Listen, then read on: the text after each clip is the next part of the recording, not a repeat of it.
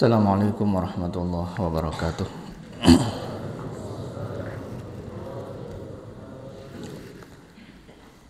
Alhamdulillahi ala ihsanih wa syukru lahu ala taufiqihi wa amtinanih. Ashhadu an la ilaha illallah wahdahu la syarikalah ta'ziman li sya'nih. Wa ashhadu anna Muhammadan abduhu wa rasuluh ad-da'i ila ridwanih.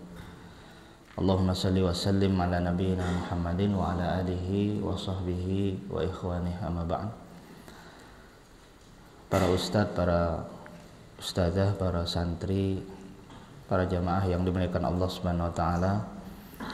Alhamdulillah pada kesempatan subuh kali ini kembali kita dapat melanjutkan pelajaran kita, yaitu sirah nabawiyah atau perjalanan hidup Nabi yang mulia, yaitu Nabi kita Muhammad sallallahu alaihi wasallam. Pada pertemuan sebelumnya telah kita bahas tentang peristiwa sebelum kelahiran Nabi yang mulia, ya. Sebelum kelahiran Nabi Muhammad SAW ada kejadian, ada peristiwa besar yang dinamakan dengan peristiwa bergajah, ya, peristiwa yang mana Allah Subhanahu wa taala menghancurkan tentara bergajah, ya, yang dipimpin oleh Abraha, ingin menyerang Ka'bah, ya. Namun kemudian Allah gagalkan mereka, ya. Allah gagalkan dan akhirnya Allah hancurkan mereka sehancur-hancurnya. Dan peristiwa ini diabadikan oleh Allah Subhanahu wa taala dalam Al-Qur'an, yaitu dalam surah Al-Fil, ya. Baik, peristiwa tentara bergajah itu diperkirakan terjadi pada bulan Muharram, ya, terjadi pada bulan Muharram. Nah, kemudian di bulan Rabiul Awal, ya, di bulan Rabiul Awal, ya, Muharram, Safar, Rabiul Awal. Maka di bulan Rabiul Awal inilah lahir Nabi yang mulia, yaitu Nabi Muhammad sallallahu alaihi wasallam, ya. Lahir beliau tepatnya pada pagi hari Senin. Nabi lahir di kota Mekah, yaitu pada hari Senin, bulan Rabiul Awal, ya, bulan Rabiul Awal. Adapun tanggalnya, maka dalam hal ini para ulama terjadi perbedaan pendapat, ya, terjadi perbedaan pendapat. Ada yang berpendapat bahwa Nabi lahir pada tanggal 9 Rabiul Awal, ada yang mungkin mengatakan 8 Rabiul Awal, ya, wallahu taala alam, karena mungkin kala itu tidak ada yang mencatatnya. Tidak ada yang mencatatnya. Adapun sebagian, ya, yang berpendapat bahwa tanggal 12 Rabiul Awal, ya, mungkin itu juga tidak ada dasarnya, ya. Artinya dalam hal ini nih para ulama itu terjadi khilaf, ya, terjadi perbedaan pendapat, tidak diketahui secara pasti, ya. Ada yang mengatakan 12 Rabiul Awal, ada yang mengatakan 9 Rabiul Awal, tapi kalau bulannya sama, ya, bulannya itu Rabiul Awal. Adapun harinya, penanggalannya itu tidak diketahui secara pasti, ya, tidak diketahui. Dan tahunnya, ya, tahunnya itu tahun gajah, ya, karena ketika itu belum ada penghitungan tahun, ya. Belum ada, ya, tahun 1 misalkan, tahun 2, tahun 3, ya, tidak ada, ya. Orang dulu untuk mengingat, ya, tahun itu dikaitkan dengan peristiwa yang terjadi di tahun tersebut. Jadi kalau orang ingin mengingatnya, ya, oh ini lahir tahun kapan, ya. Kalau sekarang kita ingat, ya, mengingat, ya, tahun ini, tahun keberapa, ya. Tapi kalau dulu, ya, mungkin orang tidak menghitung, ya. Tapi kalau bulan, ya, sudah ada bulan Muharram, Safar, Rabiul Awal itu sudah ada, ya, sejak bumi diciptakan sudah ada bulan-bulan tersebut, dan Allah yang tentukan itu. Cuman untuk penghitungan tahunnya ini, ya mungkin belum, ya. Tapi mereka biasanya mengaitkan dengan sebuah peristiwa, ya. Makanya Nabi lahir pada tahun gajah, ya. Tahun gajah. Tahun gajah itu maksudnya pada tahun yang tahun itu terjadi peristiwa tentara bergajah menyerang Ka'bah. Ya, itu maksudnya. Ya. Dikatakan amul fil ya, tahun gajah. Ya sebenarnya pengkaitan tahun dengan peristiwa itu sampai sekarang pun masih ya. Ya seperti pada tahun 2019 ya, tahun 2020 telah terjadi musibah besar yaitu yang dinamakan dengan COVID-19 ya. Jadi kalau orang ingin mengingat tahun dikaitkan dengan peristiwa ya. Ini kapan si anak ini lahir? Oh, dia lahir pada tahun Covid ya. Nah, berarti sudah paham kita kan. Berarti tahun 2020 ya atau 2019 ya. Oh, dia ini lahir pada tahun gempa di Aceh misalkan. Ya, tahun kapan itu? Tahun 2006 ya. Ya, terkadang orang juga mengaitkan peristiwa dengan tahun ya. Meskipun di zaman sekarang kita sudah menghitung itu tahunnya. Nah, penghitungan tahun ya dalam Islam itu dimulai sejak hijrahnya Nabi. Dimulai sejak hijrahnya Nabi, disitulah mulai penghitungan tahun ya. Ya, untuk apa? Untuk memudahkan mengingat ya. Untuk memudahkan mengingat ya. Ya sampai sekarang ya. Kalau sekarang kita sudah tahun yang keberapa? Tahun yang ke 1445 Hijriah. Taib. Jadi Nabi lahir pada hari Senin bulan Rabiul Awal tahun gajah. Di mana Nabi lahir? Di kota Mekah ya. Di kota Mekah. Baik. Setelah Nabi lahir, ya, setelah Nabi melahirkan, ya, Nabi dalam keadaan apa? Yatim. Bapaknya sudah wafat, ya. Bapaknya sudah meninggal dunia. Ya, sejak dalam kandungan bapaknya Nabi ya, Abdullah bin Abdul Muttalib itu sudah meninggal ya. Sehingga beliau terlahir dalam kondisi yatim ya. Dan inilah ujian yang dialami oleh Nabi kita yang mulia ya. Bayangkan ya, sejak lahir sudah mendapatkan ujian ya. Nanti ujian akan terus datang kepada beliau sampai beliau meninggal dunia ya. Terus ujian ya.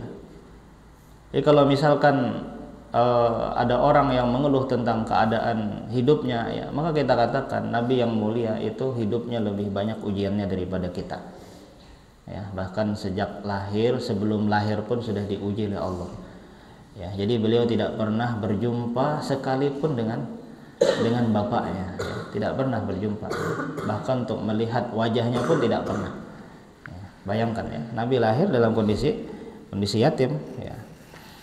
Nah, kemudian setelah lahir, maka kemudian ibundanya, siapa nama ibundanya? Aminah ya. Nama ibunya Nabi siapa?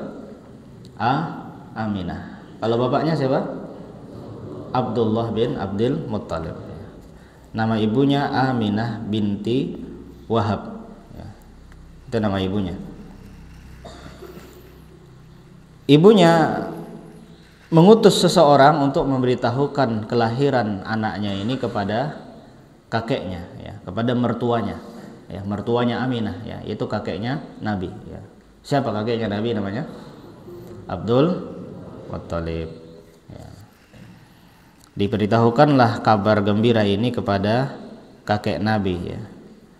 Maka Abdul Muttalib sangat gembira sekali, sangat senang sekali ya dengan kehadiran atau kelahirannya cucu beliau ya, cucunya ini ya. Maka kemudian dia lantas langsung menggendong cucunya tersebut ya, digendong ya. Dia gendong, kemudian dibawalah cucunya tersebut masuk ke dalam Ka'bah. Abdul Muttalib membawa cucunya masuk ke dalam Ka'bah. Dia berdoa di situ ya, dia bersyukur ya kepada Allah di situ ya. Jadi Abdul Muttalib ya, orang-orang Quraisy ya, mereka mengenal Allah ya.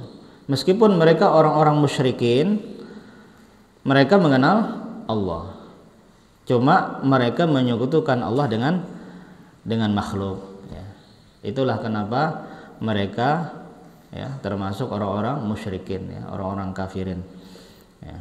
Jadi orang-orang Quraisy ya mereka juga mengenal Allah. Mereka terkadang berdoa kepada Allah, terkadang mereka berdoa kepada berhala, ya, kepada Tuhan-Tuhan mereka. Ya.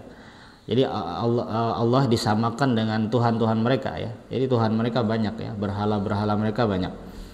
Ya. Terkadang mereka berdoa seperti halnya Abdul Muthalib ini, dia berdoa kepada Allah. Dia berdoa kepada Allah. Tapi dalam kesempatan lain dia berdoa kepada berhala. Ya. Inilah yang diistilahkan dengan kesyirikan. Ya. Inilah yang diistilahkan dengan kesyirikan. Kalau orang berdoa kepada selain Allah, tidak kepada Allah, ini lebih syirik lagi. Bukan syirik lagi, selain ini kufur sudah. Kekafiran, ya. Kekafiran ini lebih dahsyat lagi, ya. Jadi ada istilah kafir, ada istilah syirik. Ya dua-duanya sama, ya. Dua-duanya sama. Ya, kenapa sama? Ya karena orang baik itu musyrik, ya, atau perbuatan syirik, perbuatan kufur sama-sama mengeluarkan dari Islam, ya. Tapi kufur ini lebih umum, ya, lebih luas pemahamannya.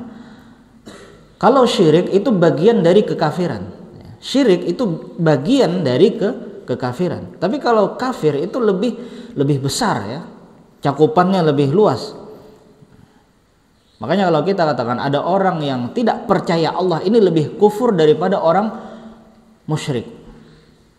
Contoh misalkan orang-orang komunis, ya, orang-orang ateis, ya, mereka tidak sama sekali percaya pada Tuhan, ya. Mereka tidak bertuhan, ya. Ya, atau misalkan ada orang bertuhan tapi Tuhannya bukan, ya, dia bukan mensekutukan Allah lagi ini, ya, tapi mereka bertuhan kepada selain Allah, ya, mungkin menyembah matahari, menyembah api, ya, menyembah malaikat misalkan, ya. Tapi mereka tidak sama sekali percaya kepada Allah. Ini lebih parah, ya. Ini lebih parah, ya. Ya, kalau misalkan ada suatu kaum, ya, yang masih percaya Allah kemudian menyekutukan Allah dengan yang lain, ini mungkin masih di bawah orang yang mengingkari adanya Allah. Meskipun mereka ini juga termasuk kaum musyrikin, ya. Makanya kita katakan orang-orang Quraisy mereka mengenal Allah, ya. Kemudian orang-orang ahlul kitab mereka juga mengenal Allah, ya. Cuman mereka mensekutukan Allah dengan makhluk, ya. Sehingga Allah vonis mereka sebagai kaum musyrikin, ya. Jadi seperti itu. Taib, ya, Abdul Muthalib, ya, dia berdoa kepada Allah, kemudian dia bersyukur. Nah, setelah itu Abdul Muthalib memberikan cucunya itu nama. Ya. Dia berikan nama apa? Muhammad. Nama Muhammad, ya. Padahal nama tersebut ketika itu tidak populer. Orang-orang Quraisy tidak terbiasa menamai anak-anaknya dengan nama Muhammad. Makanya ketika Abdul Muthalib menamai cucunya dengan nama Muhammad, orang-orang Quraisy heran, ini nama apa ini? Ya, belum pernah kayaknya ada orang menamai dengan nama seperti itu. Tapi itulah hikmahnya Allah, ya. Ya, tentunya Allah yang punya skenario, ya. Kenapa akhirnya Abdul Muthalib menamai cucunya dengan nama yang baik, ya, nama Muhammad, ya. Tentu itu semuanya adalah skenario dari Allah Subhanahu wa taala, ya. Kebiasaan mereka orang-orang Quraisy itu menamai anak-anaknya dengan nama-nama penyembahan kepada berhala, ya. Jadi penisbatan kepada berhala mereka, misalkan, ya, mereka menamai anak-anak mereka dengan Abdul Uzza, Abdul Latta, ya. Ya, Uzza itu nama Tuhan mereka, ya. Abdul Uzza berarti hambanya Uzza, ya. Ya. Mereka terkadang menamai Abdullah, ya. Kalau Abdullah, ya, itu populer, ya, hamba Allah maksudnya.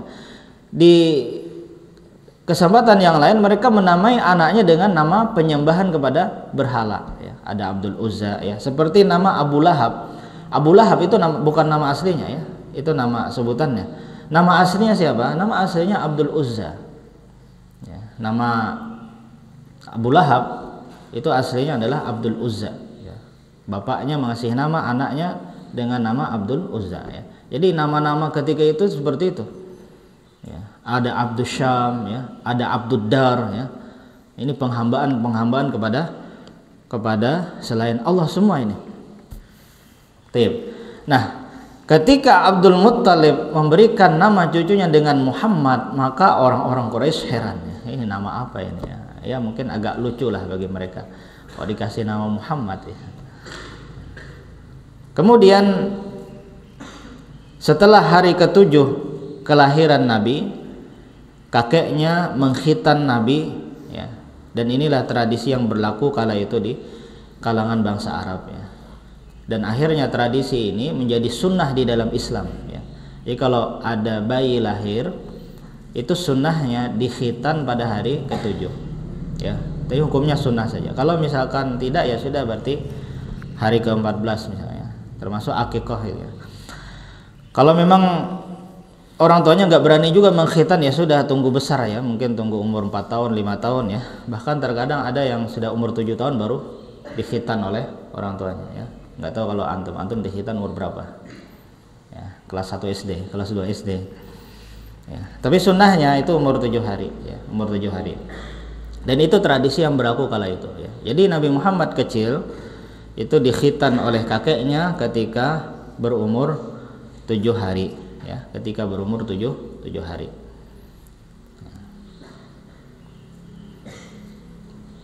Kemudian setelah itu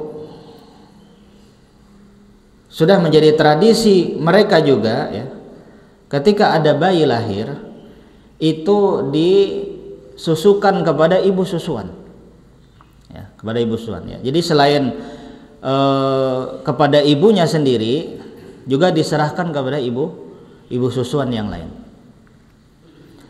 Ibu susuan yang pertama ya, ibunya dulu ya, ibunya kemudian diserahkan pada ibu susuan. Yang pertama kali menyusukan Nabi Muhammad SAW ya, ketika bayi, namanya adalah Suwaibah ya. Namanya adalah Suwaibah.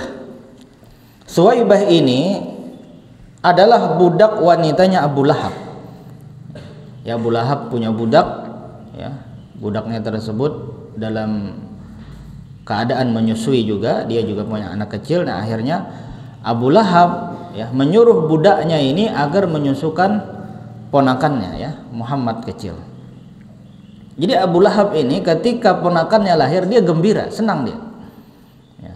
Dia belum tahu kalau bakalan nanti itu jadi musuhnya ya, tapi dia senang ya lahir ponakan ya. Dia seorang paman ya, lahir ponakannya, gembira dia ya. Apalagi mungkin Abu Lahab merasa kasihan dengan kondisi ponakannya ini ya, dalam kondisi yatim ya, bapaknya sudah meninggal ya, maka dia sangat sayang kepada ponakannya ya. Saking sayangnya ini Abu Lahab terhadap ponakannya, akhirnya dia suruh budak wanitanya untuk menyusukan ya. Disuruh Suwaibah tadi ya, agar menyusukan ponakannya Abu Lahab ini.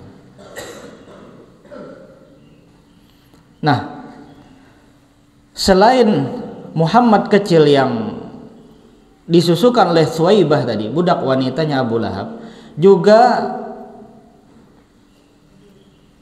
adiknya Abu Lahab, yaitu pamannya Nabi ya, itu juga disusukan oleh Suwaibah. Adiknya Abu Lahab siapa? Hamzah bin Abdul Muttalib. Jadi Abu Lahab punya adik namanya Hamzah bin Abdul Muttalib ya. Nah Hamzah bin Abdul Muttalib ini juga disusukan oleh budaknya Abu Lahab tersebut ya, Suwaibah, sehingga menjadilah Muhammad dengan Hamzah saudara susuan ya. Ini ponakan sama paman ya. Hamzah kan berarti pamannya Nabi ya, dan Muhammad berarti ponakannya Hamzah ya. Maka dua orang ini, mereka berdua berarti saudara persusuan, karena sama ibu susuannya sama ya, Suwaibah ya, Suwaibah budaknya Abu Lahab ya. Karena memang Hamzah bin Abdul Muttalib ini dengan Nabi Muhammad SAW itu selisih umurnya tidak jauh ya, mungkin sekitar entah setahun atau 2 tahun ya. Yang jelas mereka berdua ini selisih umurnya tidak jauh ya. Ya paling tuaan Hamzah sekitar 2 tahunan lah, mungkin kira-kira seperti itu ya. Makanya Hamzah dan Muhammad SAW ini mereka berteman ya sejak kecil ya, berteman akrab ya, ponakan dengan paman ya. Banyak seperti itu terkadang ya, ponakan sama paman berteman ya, karena seumuran ya. Bahkan terkadang ada yang tuaan ponakan daripada paman ya, banyak seperti itu ya. Ya seperti Hamzah bin Abdul Muthalib ini dengan ponakannya sendiri itu ya tidak jauh selisih usianya ya. Makanya saking akrabnya ya Rasulullah ketika di perang Uhud, ketika mendengar ya, melihat langsung bahwa pamannya itu ditombak ya oleh seseorang yang bernama Wahsy ya, ditombak kemudian mati syahid di perang Uhud, Nabi bersedih ya. Bagaimana tidak sedih, ini Hamzah ya, pamannya, kemudian lagi apa, saudara persusuannya ya, kemudian lagi apa, teman kecilnya ya. Bayangkan bagaimana Nabi tidak sedih ketika melihat pamannya, teman kecilnya, saudara persusuannya mati, wafat di perang Uhud ya, mati syahid, sedih beliau. Apalagi Hamzah begitu sangat membela ponakannya ya. Bahkan dia pernah menghajar Abu Jahal gara-gara Abu Jahal menghina Rasulullah ketika itu ya. Ketika Hamzah mendengar Abu Jahal menghina ponakannya, dia datangi Abu Jahal, dihajar habis-habisan sama Hamzah bin Abdul Muthalib ya. Nanti ada ceritanya. Baik. Yang jelas intinya Rasulullah saudara persusuannya Hamzah bin Abdul Muthalib. Kemudian Rasulullah juga punya saudara persusuan ya, yang juga pernah disusukan oleh Suwaibah, yaitu seseorang yang bernama Abu Salamah bin Abdul As ya, Abu Salamah. Abu Salamah ini suaminya Ummi Salamah ya, yang mana Ummi Salamah ini nanti menjadi salah satu dari ummahatul mukminin atau istri Nabi SAW ya. Jadi Abu Salamah ya, dengan Ummi Salamah ini suami istri ya. Nanti Abu Salamah ini mati syahid ya. Ketika dalam peperangan dia mati syahid ya, maka Ummi Salamah akhirnya menjadi seorang janda, kemudian dinikahi oleh Rasulullah SAW ya. Nah, Abu Salamah ini saudara persusuannya Nabi SAW juga ya. Jadi Nabi banyak punya saudara persusuan ya, diantaranya Hamzah bin Abdul Muthalib, diantaranya Abu Salamah bin Abdul As ya, diantaranya juga adalah anak-anaknya Suwaibah, anak-anaknya Suwaibah ya. Baik. Nah kemudian setelah itu Rasulullah memiliki juga ibu susuan yang lain ya. Siapa ibu susuannya? Yaitu seorang wanita yang bernama Halimah As-Sa'diyah. Halimah As-Sa'diyah. Baik. Tradisi yang berlaku di kalangan bangsa Arab ketika itu ya, kebiasaan orang Arab ya, kebiasaan apalagi orang Arab yang tinggal di perkotaan ya. Mekah ya, kala itu adalah kota ya. Kota karena apa? Karena tempat berkumpulnya orang ya. Karena di kota Mekah ada apa? Ada Ka'bah yang sering kali dikunjungi oleh orang-orang ya, dikunjungi hampir tiap hari dikunjungi ya, sehingga ya, bisa dikatakan Mekah ya, itu adalah sebuah kota metropolitan ya, kota yang dikunjungi ya. Banyak orang berkunjung ke situ ya, entah dari mana-mana, dari segala penjuru datang ya kan. Nah tradisi orang-orang Mekah kala itu ya, agar bayi yang mereka lahirkan ini terjaga ya, karena kan terkadang bisa saja ya orang datang dari luar mungkin bawa penyakit ya, mungkin dia bawa penyakit datang ke kota Mekah ya, akhirnya menyebarkan penyakit tersebut kan bisa saja ya. Dan yang terkadang yang rentan kena penyakit itu adalah bayi-bayi ya, karena mungkin belum kuat imun tubuhnya ya, karena mungkin belum apa ya, belum bisa ya tubuhnya mencegah penyakit yang datang ya. Maka untuk mencegah itu semua, tradisi orang-orang Arab ya, terutama orang-orang Arab Mekah, orang-orang Quraisy, mereka menitipkan bayi-bayinya untuk disusukan kepada wanita-wanita yang menyusukan di daerah pedalaman ya, di daerah Baduy ya, pedalaman ya, yang jauh dari perkotaan. Tujuannya apa? Tujuannya agar bayi-bayi mereka terhindar dari kontaminasi orang-orang luar.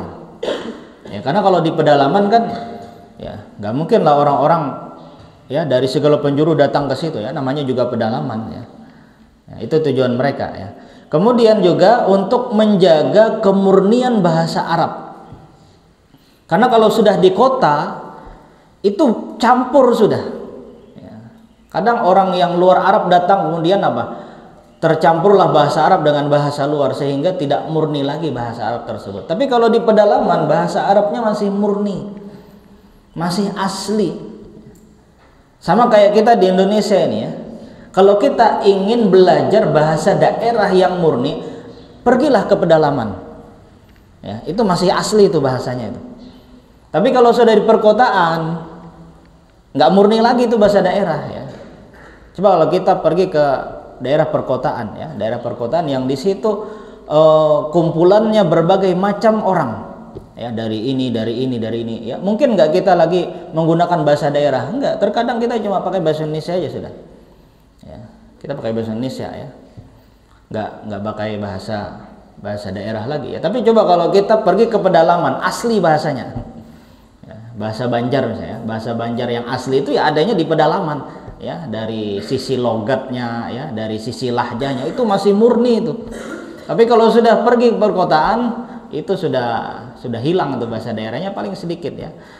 Karena di perkotaan itu campuran dari berbagai macam orang sehingga tidak mungkin seseorang menggunakan bahasa daerahnya ya. Ya paling tidak bahasa Indonesia ya. Ustadz pernah pergi ke Tanjung ya, di Tanjung itu kan campuran orang ya, ada orang Banjar, mungkin ada orang Jawa, mungkin ada orang Sulawesi, orang berbagai macam ya. Ustadz ngomong pakai bahasa Banjar nggak ngerti mereka ya.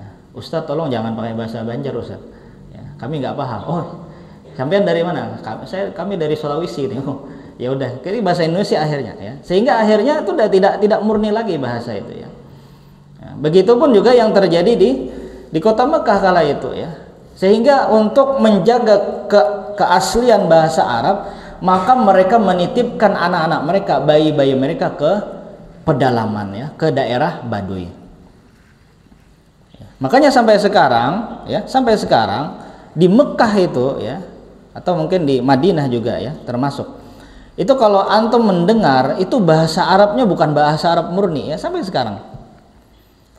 Yang kita pelajari di pondok ini kan bahasa Arab asli ya, bahasa Arab murni ya. Dan inilah bahasa Arab yang sesungguhnya yang kita pelajari, bahasa kitab itu. Tapi kalau kita percakapan dengan orang-orang yang mungkin ada di Mekah ya, mungkin yang ada di Madinah, itu bukan lagi bahasa asli itu.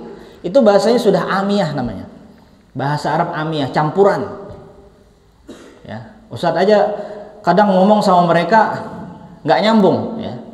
Kita ngomong pakai bahasa asli, bahasa Arab, mereka ketawa. Kenapa ketawa? Ya mereka nggak terbiasa masanya pakai bahasa itu ya. Kalau kita ingin menggunakan bahasa Arab yang asli itu ya udah kita kepada para penuntut ilmu saja ya. Mungkin yang ada di halaqah-halaqah Masjid Nabawi itu mungkin mereka masih menggunakan bahasa asli ya.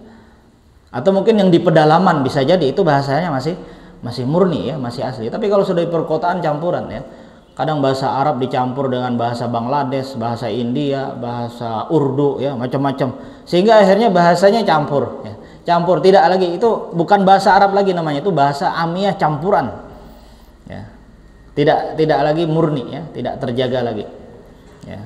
Bahkan setiap daerah ya, setiap negara yang menggunakan bahasa Arab itu memiliki dialeknya masing-masing ya. Makanya bahasa amiyahnya Arab Saudi dengan bahasa amiyahnya Mesir beda ya. Nanti belum lagi bahasa amiyahnya orang-orang Kuwait ya, orang-orang Qatar, Bahrain, ini beda lagi ya.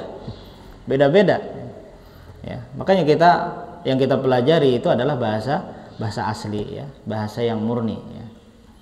Ya, kalau bahasa amiyah itu tidak perlu dipelajari ya, mereka tinggal komunikasi dengan mereka bisa ya. Makanya para TKI, TKW itu mereka lancar bahasa amiyah. Tapi bahasa fusha mereka nggak bisa, bahasa asli nggak bisa mereka. Ya. Baik. Nah kemudian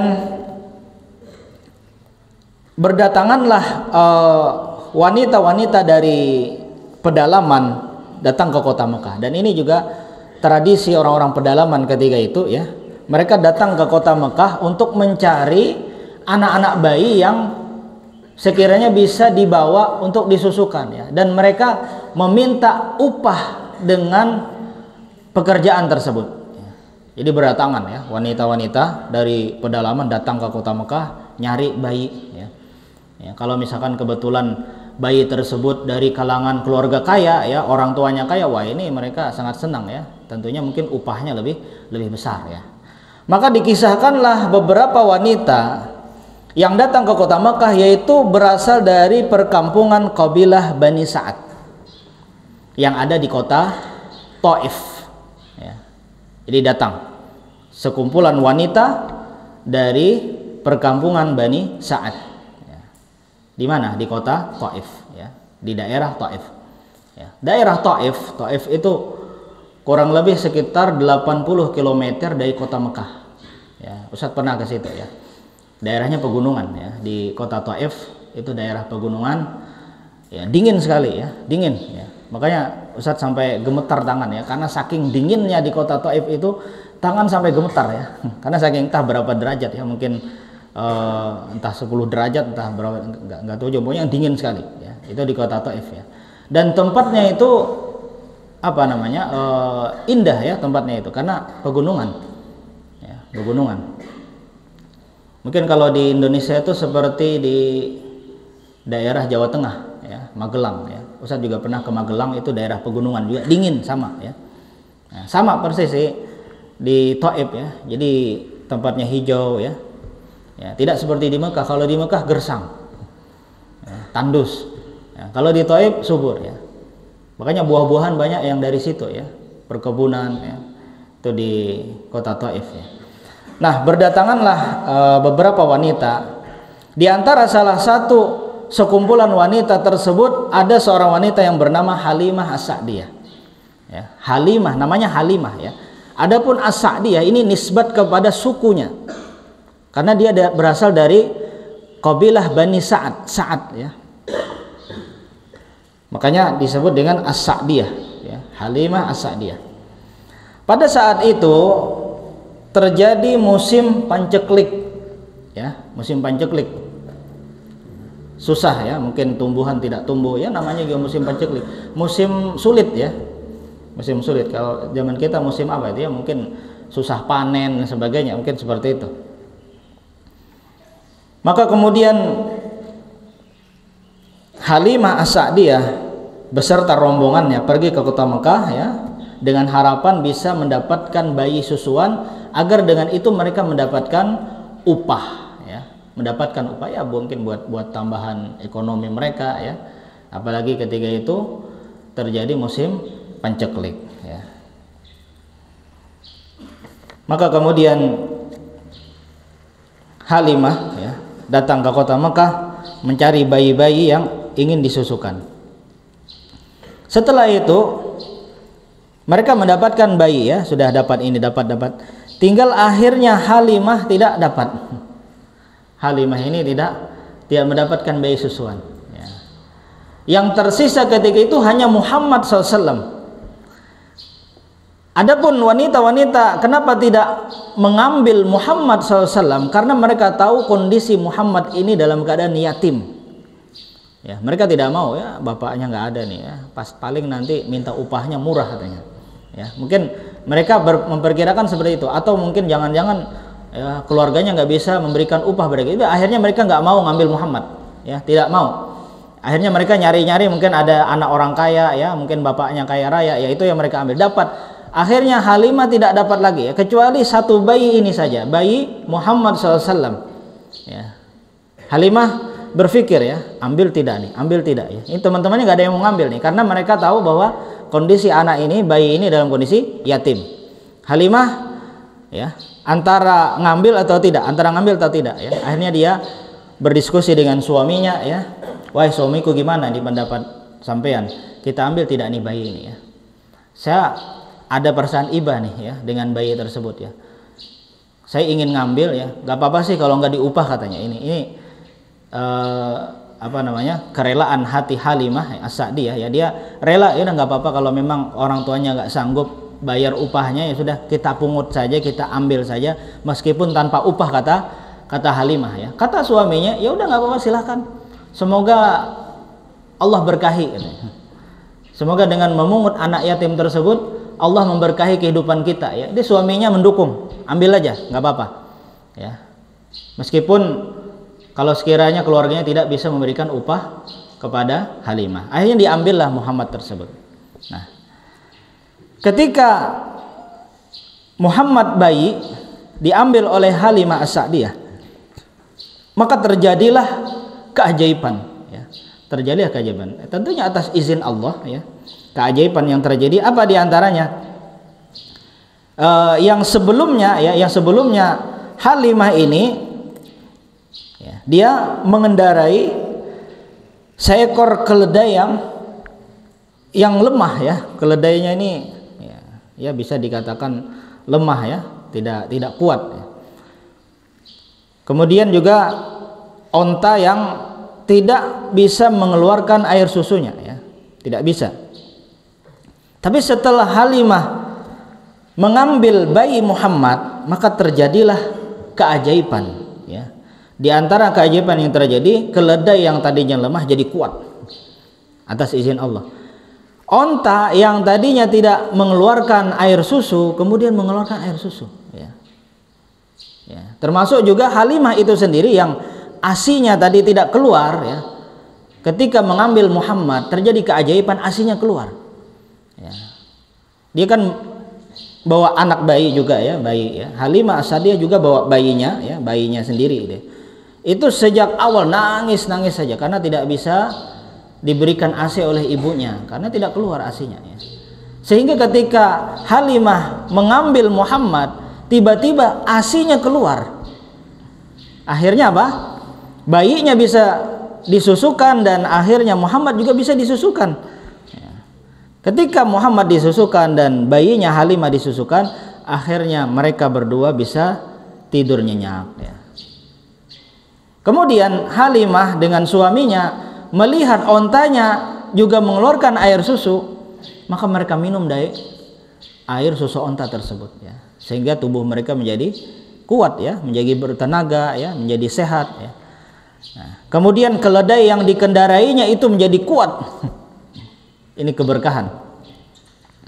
Maka kemudian Halimah As-Sa'diyah mengejar rombongan yang telah meninggalkan dia ya. Jadi rombongan wanita-wanita, ibu-ibu yang lain yang sudah dapat bayi masing-masing itu sudah jauh ya, sudah jauh. Mereka menuju perkampungan mereka ya. Akhirnya dikejar oleh Halimah. Ketika dikejar, justru malah Halimah As-Sa'diyah ini bisa melewati rombongan tersebut dengan cepatnya. Akhirnya teman-teman heran, siapa tuh yang lewat tadi? Wah, itu si Halimah. Kata teman-temannya ya. Akhirnya dikejar. Oh, ternyata benar Halimah ya. Akhirnya mereka nanya, "Wahai Halimah, apakah ini keledai kendaraan yang sejak pertama kamu berangkat ya, atau kamu ganti dengan yang lain? Kok cepat banget kendaraannya ya? Yang kami tahu kamu tadi sejak berangkat keledainya nggak seperti ini." Ya, mungkin kalau bahasa kita itu, kamu tadi bukannya berangkat dengan kendaraan mogok itu ya, kendaraannya kan suka mogok nih. Tapi kok sudah ini ya, kendaraannya nggak mogok lagi nih. Ya. Mungkin seperti itulah ya kira-kira. Ya. Jadi mereka heran. Kata Halimah, ini keledai saya yang sejak awal berangkat ya ini. Saya nggak ganti-ganti kendaraan, enggak. Wah, nggak mungkin, kata mereka. Yang kami tahu keledainya tadi ketika berangkat bukan seperti ini ya. Yang keledainya lemah, mungkin sudah tua ya, mungkin ya kadang berhenti ya, kadang mungkin istirahat ya, karena nggak kuat ini. Tapi ini ketika Halimah mengambil Muhammad bayi ya, Muhammad kecil, tiba-tiba keledainya jadi kuat, bahkan bisa apa? Mendahului rombongan wanita-wanita yang lain. Ya. Antum bayangkan ya, keledai itu tidak secepat kuda ya. Kalau kuda cepat, keledai itu kan di bawah kuda ya. Ya paling banter larinya mungkin tidak secepat kuda. Tapi ini keledai begitu cepatnya, makanya mereka heran. Ya, kata Halimah, saya nggak tahu juga. Pokoknya ini kendaraan saya yang sejak awal saya berangkat. Ya. Akhirnya teman-teman yang melihat lagi ya, ontanya Halimah mengeluarkan air susu. Ya. Sedangkan onta-onta mereka tidak. Itu yang membuat mereka heran. Oh, kok ontanya ada air susunya ya. Ya. Akhirnya mereka ya ada timbul tanda tanya dalam benak mereka ya. Saya nggak tahu juga, kata Halimah ya. Sampailah mereka ke perkampungan mereka ya di Taif ya. Nah di situ akhirnya terjadi lagi keajaiban ya. Ya kan musim panceklik ya, musim panceklik, mungkin tumbuhan tidak tumbuh dan sebagainya ya. Ya, kambing-kambing banyak yang kurus, gembalaan mereka karena memang tidak ada rumput mungkin ya. Nah, ketika Halimah sampai di perkampungannya di kota Taif ya, di perkampungan Bani Sa'ad, maka terjadilah keajaiban ya. Kambing-kambingnya menjadi gemuk ya, onta-ontanya menjadi gemuk ya. Kemudian mengeluarkan ya air susu yang banyak ya. Dan ini yang membuat heran teman-temannya ya. Sedangkan kambing-kambing teman-temannya tetap kurus. Onta-onta teman-temannya masih kurus. Ini beda sendiri nih ya. Halimah juga heran, kenapa kok bisa terjadi ini? Makanya ada yang menyarankan akhirnya kepada teman-temannya Halimah As-Sa'diyah, kalau kambing-kambing kalian ingin gemuk seperti kambing-kambingnya Halimah, maka lihat si Halimah ini mengembalakan kambingnya kemana, ikuti. Akhirnya diikuti ya. Jadi ketika kambing-kambingnya Halimah ini digembalakan di suatu tempat, diikuti oleh teman-temannya. Ternyata tetap saja kambing-kambingnya Halimah yang gemuk dan kambing-kambing temannya yang kurus. Ya. Ini biidznillah semuanya tentunya atas izin Allah. Ya. Akhirnya mereka sadar bahwa ini mungkin adalah keberkahan dari Allah ya. Akhirnya mereka menyesal ya. Mereka akhirnya meyakini bahwa ini sepertinya karena Halimah memungut bayi ini nih. Ini kata mereka bayi ajaib ini. Wah, nyesal kami ini nggak mungut bayi ini ya. Kalau kami tahu kalau bakalan seperti ini, kami sejak awal tadi rebutan nih untuk ngambil bayi tersebut ya. Ya, tapi salah mereka nggak mau ya nyari bayi yang lain ya. Karena melihat kondisi bayi tersebut yatim, mereka nggak mau ya. Sehingga akhirnya ya mungkin rezekinya Halimah As-Sa'diyah ya. Ya, akhirnya banyak ya keajaiban yang terjadi ya. Setiap hari semakin berkah ya, semakin ini ya, mungkin kambing-kambingnya semakin gemuk ya, dan lain sebagainya. Maka kemudian setelah itu sampailah masa susuannya Nabi Muhammad kecil berakhir ya. Berapa tahun? 2 tahun ya. 2 tahun. Jadi Muhammad kecil itu disusukan oleh Halimah sekitar kurang lebih lamanya 2 tahun ya, karena memang masa susuan itu 2 tahun ya. Setelah 2 tahun hendaknya bayi tersebut disapih ya. Ya, suruh makan lah sudah ya, jangan mengkonsumsi ASI lagi ya. Meskipun mengkonsumsi ASI tapi sudah diajarkan makan ya, entah makan roti, mungkin makan bubur ya, biasanya seperti itu. Akhirnya Halimah ya merasa berat untuk mengembalikan Muhammad kecil ini kepada pangkuan ibundanya ya. Karena sudah sangat sayang dengan bayi tersebut ya, seperti anak sendirilah sudah ya, sudah dianggapnya seperti anak sendiri ya. Wah, ini kalau saya kembalikan kepada ibundanya ya, maka ya, mungkin saja nanti nggak ada lagi nih keajaiban seperti ini ya. Akhirnya Halimah ya mendatangi ibunya Muhammad SAW, mendatangi Aminah kembali untuk memohon ya, untuk memohon agar Muhammad tetap bersamanya meskipun masa susuannya sudah selesai ya, memohon lagi ya, dengan alasan apa? Agar ibundanya Muhammad mau menerima alasan tersebut. Kata Halimah, saya khawatir nih kalau anak ini yang sudah umur 2 tahun ini dikembalikan kepada sampean ya, apalagi ini di kota Mekah ya, tempat berkumpulnya orang-orang, khawatir nanti anak ini kena penyakit. Ya, kalau orang bawa penyakit ya rentan nih kena penyakit. Bagaimana kalau anak ini saya ambil lagi ya, saya asuh lagi ya. Akhirnya Aminah berpikir ulang, ya udah nggak apa-apa ya, karena mungkin memikirkan untuk kebaikan anaknya juga ya. Sebagaimana disampaikan Halimah tadi, kekhawatiran jangan-jangan nanti dia terkontaminasi, terjangkiti penyakit, menular dan sebagainya. Akhirnya ibundanya Muhammad ya, yaitu Aminah, mengizinkan kembali agar anaknya diasuh oleh Halimah. Oh, itu begitu gembiranya Halimah karena diizinkan kembali untuk mengasuh Muhammad kecil ya. Akhirnya Muhammad kecil diasuh oleh ibu susuannya kembali ya. Sampai akhirnya terjadi sebuah peristiwa ya. Sampai akhirnya terjadi sebuah peristiwa, yaitu apa? Peristiwa dibelahnya dada Nabi. Pada saat ketika itu usia beliau masih sekitar 4 tahun, ya 4 atau 5 tahun lah. Ya. Allah Subhanahu Wa Taala mengutus malaikat Jibril, ya, bersama dengan malaikat yang lainnya. Ya. Jadi malaikat Jibril dengan malaikat yang lainnya. Kemudian malaikat tersebut saling bicara satu sama lain, ya. Ahwa, ya. Kata malaikat yang satunya, apakah itu orangnya? Ya. Jadi ketika itu Muhammad, ya, yang umur masih 5 tahun atau 4 tahun, sedang bermain-main di luar rumah, ya. Bermain-main dengan teman-temannya, ya, mungkin dengan saudara persusuannya, anak-anaknya Halimah, atau mungkin dengan anak tetangganya. Intinya bermain-main, ya, seperti layaknya anak-anak pada umumnya itu, ya, bermain-main, entah mungkin main kelereng, entah mungkin main petak umpet, ya, nggak tahu juga, ya, permainan zaman dulu. Nah, bermain-main, kemudian datang malaikat, ya. Malaikatnya ketika itu sudah menjelma, ya, menjelma sebagai manusia, ya. Kemudian diantara mereka saling bicara, ahwa, apakah itu orangnya? Itu orangnya, anaknya itu.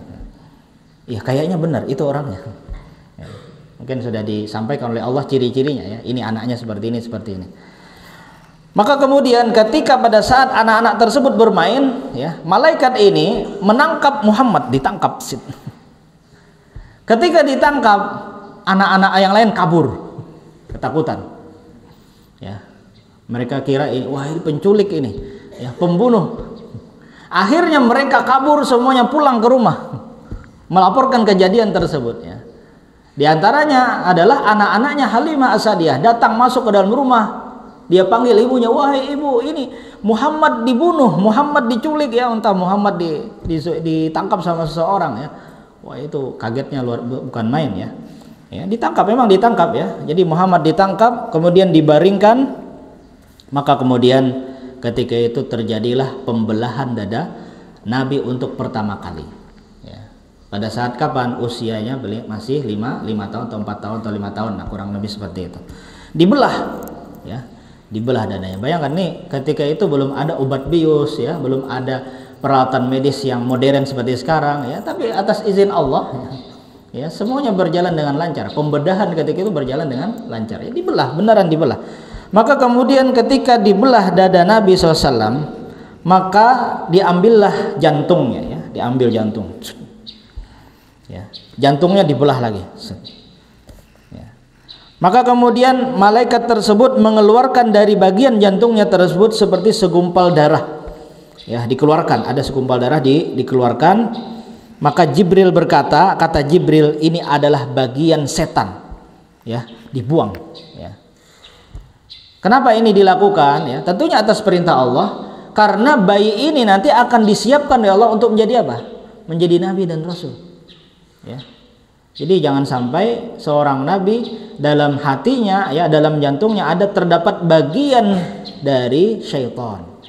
Makanya dibuang, ya, dibersihkan. Ya. Setelah itu jantungnya dicuci oleh malaikat Jibril, ya, dengan malaikat yang satunya lagi, yaitu dengan air zam-zam, ya. Jadi air zam-zam, ya, untuk membersihkan jantung tersebut, ya, diletakkan di sebuah tempat yang terbuat dari emas, ya. Ada tempat mungkin sejenis baskom, ya, atau mungkin apalah, ya, tempat, ya. Kemudian diletakkan di situ jantungnya, dibersihkan, dicuci dengan air zam-zam. Setelah itu diletakkan lagi jantung tersebut di dalam tubuh Nabi, ditaruh lagi, kemudian dijahit, ya, dijahit, kemudian, ya, ya, dijahit, ya, disatukan lagi. Ini nggak tahu juga bagaimana cara malaikat dulu itu menjahitnya, ya. Belum ada, pokoknya intinya peralatan modern belum ada seperti sekarang, ya. Nah, itu semuanya atas hikmah Allah, ya. Maka kemudian setelah selesai malaikatnya pergi, ya, dan Muhammad kecil dalam keadaan lemas, pucat dia. Ketika ibunda susuannya, ya, Halimah mendatangi Muhammad dalam keadaan pucat, dia khawatir, mana penculiknya tadi, mana pembunuhnya tadi, nggak ada lagi, ya, udah, malaikatnya sudah pergi, ya. Akhirnya setelah itu Halimah berpikir, ya, Kalau seperti ini lama-lama nanti bisa-bisa nanti datang lagi nih penculiknya, jangan-jangan nanti datang lagi pembunuhnya ini ya. Bahaya ini. Akhirnya daripada dia mendapatkan risiko besar ya karena kekhawatiran lebih baik ini anak kembalikan aja sudah kepada ibunya. Ya, akhirnya sudah. Setelah itu dia siapkan kendaraan, dia bawa Muhammad ke kota Mekah untuk dikembalikan kepada ibundanya. Ya. Nggak berani lagi Halimah untuk mengasuhnya karena tadi kekhawatiran itu ya, jangan-jangan ada penculik, ada penjahat dan sebagainya, padahal bukan penjahat ya, mereka malaikat ya, yang ditugaskan Allah untuk membedah dada Nabi ya, bukan penjahat. Tapi ya karena Halimah ketika itu panik ya, apalagi dikabarkan oleh anak-anaknya bahwa Muhammad telah dibunuh ya, apalagi dia melihat langsung keadaan kondisi Muhammad ketika selesai dibedah dalam keadaan pucat ya, bagaimana orang pucat ya, putih ya, mungkin ya darah merahnya nggak terlihat ya, seperti itu ya. Akhirnya kekhawatiran muncul, akhirnya dikembalikanlah Muhammad kepada kepangkuan ibunya ya, seperti itu ya. Tip, bagaimana kisahnya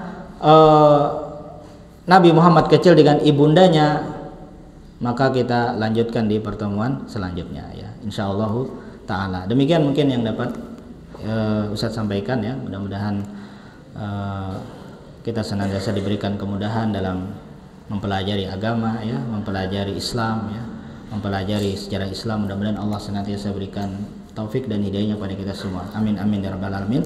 Subhanakallahumma wa bihamdik asyhadu an la ilaha illa anta astaghfiruka wa atubu ilaik. Assalamualaikum warahmatullahi wabarakatuh.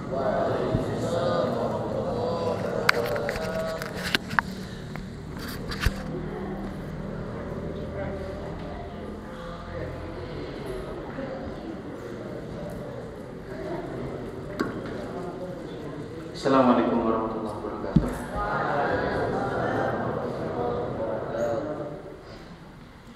Ayuhat tulab, ukhbirukum. Insyaallah saya ati hadzal yawm al-halakani idzan fi man yurid an yaqta' syarah. Fatina hunaka. Rubama mudabbiru awalan. Ya, mudabbiru awalan antum. Insyaallah hasil hari ini mungkin datang tukang cukur. Jadi yang mau cukur rambut silahkan ke sana. Rasanya anda lihatnya sudah rambut-rambut yang panjang yang tidak rapi. Berhubung kita menjemput bulan Ramadan ya, nanti maghrib sudah Ramadan, jadi jemput dengan kondisi yang jamil gitu ya. Mungkin ada yang mengawali. Syukur.